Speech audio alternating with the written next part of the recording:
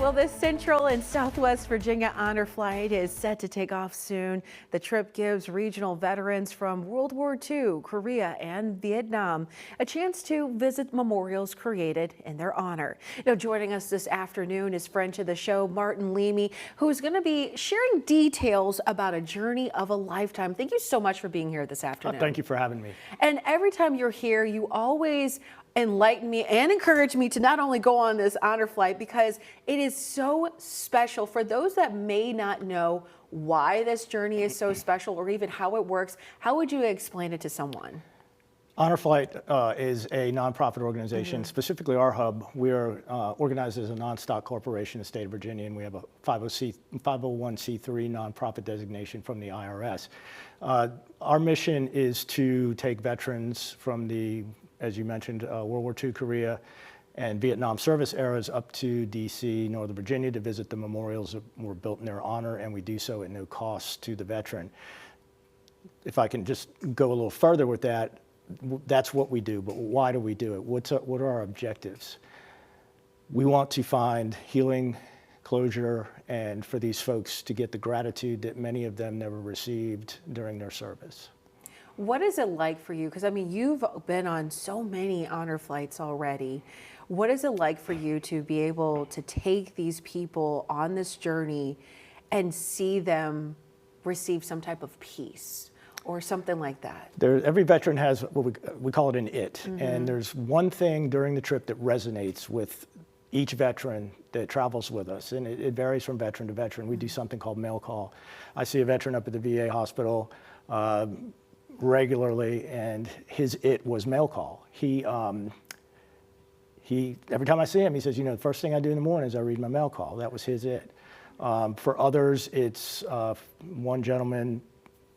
We were at the 9/11 memorial at the Pentagon, and there were 8th graders from the Midwest, and they all lined up and shook his hand, or all their hands, thanked them for their service, and most importantly, they made eye contact with the vets. Wow.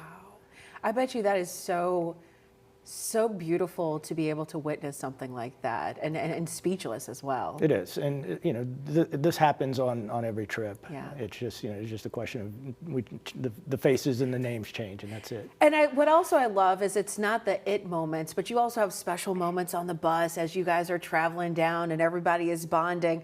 But this trip, you guys are doing well. Are you still looking for volunteers? I think for this trip we're pretty well set for volunteers. However, I would encourage anyone that's interested in volunteering with us out there as a guardian or in another capacity to go ahead to our website and fill out the Guardian application. That's pretty much our generic volunteer app.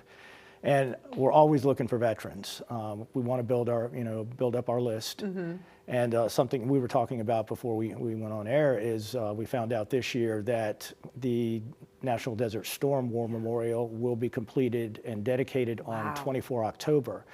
And therefore, the Honor Flight organization will start bringing Desert Storm veterans on the trip as well. And how can veterans volunteer, or how can they sign up to go on these trips? Just go to our website, CSW, Charlie Sierra Whiskey, Virginia, honorflight.org. And at the top of our homepage, you'll see a button that says apply. And just click on that and you'll get a drop down. One of them says veteran, one of them says guardian. So, you know, flip a coin. There you go, and then whatever you choose. Now, before we wrap up, for those that are going on the honor flight this year, whether it's the spring or when you guys do in the fall, you guys do need special identification to go on some of these tours now? Well, Arlington Cemetery is technically a U.S. Army installation. It's part of Fort Myer. And the Army is starting to enforce the Real ID law, which means you either have to have a Real ID compliant driver's license with the star inside the circle, or you need a passport card, a VA card, active duty, military card. There are several different options. So if you don't have, for those veterans that do not have a Real ID compliant driver's license, there are other options available to them, but they will be getting on the bus and they will be scanning everyone's individual ID. And wheels are up when?